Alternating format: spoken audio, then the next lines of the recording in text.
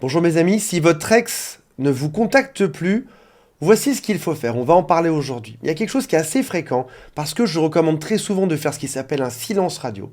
Il y a quelque chose qui est très fréquent, c'est une peur. La peur que ton ex fasse également un silence radio. Et dans ce cas-là, il y aura un quiproquo. Je me suis écarté pour m'améliorer, mon ex s'est écarté aussi, mais si on ne se parle pas, comment est-ce que l'autre saura que j'ai progressé, que je suis meilleur?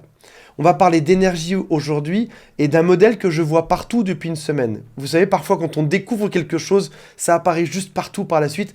Je vais essayer de vous transmettre ça. C'est quelque chose qui n'est pas évident parce que parfois, avoir une nouvelle mentalité est quelque chose de difficile. L'expérience de l'un est dure à transmettre à l'autre. On va tenter aujourd'hui. Avant de démarrer, si vous le souhaitez, abonnez-vous à la chaîne. Il y a aussi un quiz qui s'appelle Quelles sont mes chances de récupérer mon ex qui est juste en dessous. Et si vous le souhaitez, contactez mon équipe. Il y a un lien qui est en dessous. La première chose qu'il faut savoir, c'est que lorsque quelqu'un te dit je veux de l'espace, la première pensée que tu auras, c'est je vais te convaincre que c'est faux. Et beaucoup de personnes entendent le silence radio comme ok, il veut de l'espace, il veut partir, je vais me venger, faire un silence radio pour bien lui montrer qu'il se trompe, pour le manipuler, pour faire revenir cette personne à moi.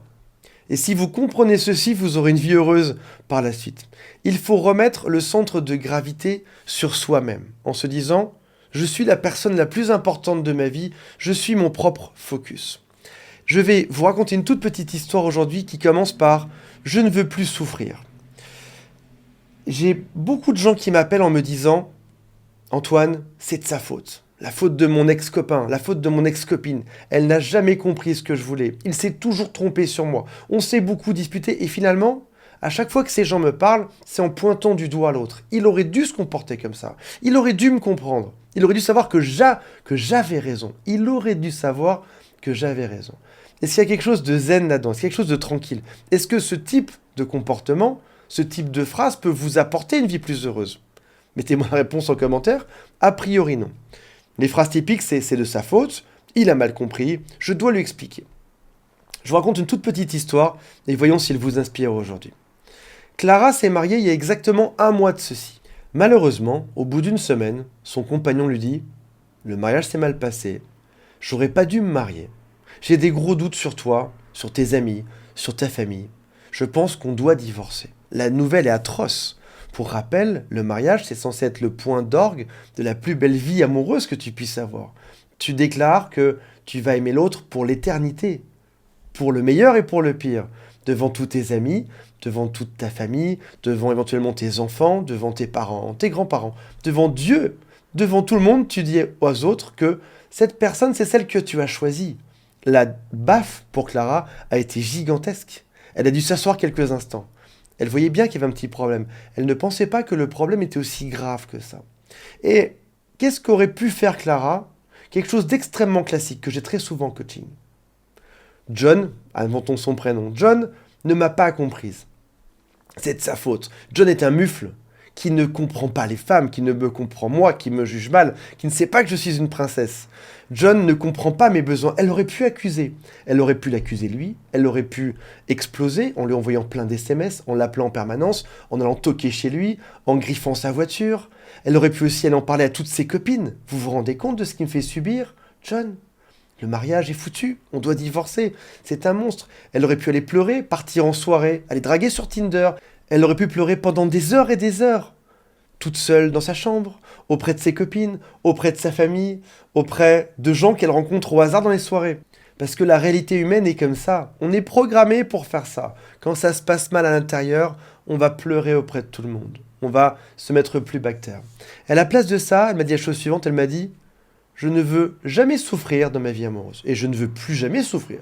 J'ai déjà souffert avant, je ne veux plus souffrir. » Elle m'a dit « Voilà ce que je vais faire. Je vais avoir une vie tranquille. Je vais en parler à personne, sauf à mon thérapeute ou à mon coach. Je vais réfléchir et je vais me demander si cette personne est la bonne ou pas. En gros, je vais mettre le focus sur moi. Je vais réfléchir, prendre mon temps. Si jamais John revient, j'aurais pas dit du mal à tout le monde. John ne pourra pas m'en vouloir pour ça. Et si jamais John revient, on va en parler ensemble, tranquillement. Et s'il revient pas, dans quelques semaines, je pourrais décider que ce n'est pas la bonne personne. Cette personne n'est pas la bonne pour moi. Parce que moi, ce que je veux, c'est communiquer, c'est échanger, c'est résoudre les problèmes. Mais s'il n'a pas cette envie, c'est que c'est pas la bonne personne. C'est que je me suis trompé, c'est que j'ai été aveuglé. Par contre, s'il revient vers moi et qu'on peut communiquer ensemble et qu'on peut trouver des réponses, dans ce cas-là, on sera capable ensemble, pendant toute la vie, de résoudre nos problèmes. Ce sera la bonne personne. Et je veux plus jamais souffrir, et surtout, je veux étudier ça calmement, sans aucun pleur, sans aucun cri, sans que tout mon entourage soit au courant.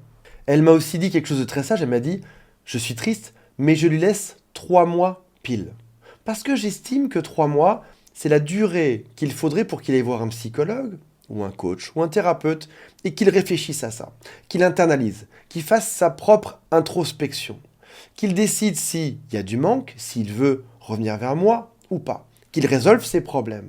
Si l'homme de ma vie ne peut pas résoudre ça en 3 mois, c'est que ce n'est pas l'homme de ma vie. C'est que mon mec, c'est quelqu'un d'autre. L'homme avec qui je vais me remarier peut-être un jour, ce sera quelqu'un d'autre.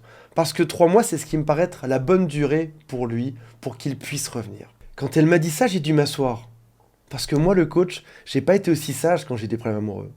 J'en ai parlé à tous mes copains, je me suis plaint, j'ai accusé l'autre. Tu te rends compte de ce qu'elle me fait? Tu te rends compte de comment elle s'est comportée vis-à-vis de moi? Non, là, il y avait une décision qui était sage. Elle met le focus sur elle, elle réfléchit.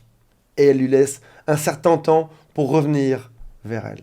Et c'est ce qu'il faut faire en réalité. Se dire que si c'est vraiment la bonne personne, il faut rester calme, rester zen, ne pas en parler à tous nos amis. Juste attendre que l'autre fasse son chemin et qu'il puisse revenir. Et éventuellement envoyer un petit SMS, lui dire voilà, je pense que cette rupture est une erreur. Je pense qu'on devrait en parler. Mais s'arrêter à ça. Puis c'est à l'autre de faire son chemin. S'il revient, c'est que c'est la bonne personne. S'il ne revient pas, c'est qu'il s'est disqualifié ou qu'elle s'est disqualifiée et que ce n'est pas la bonne personne. Voilà mes amis, j'espère que cette histoire vous aura inspiré. On se retrouve très prochainement. Salut à tous, bye.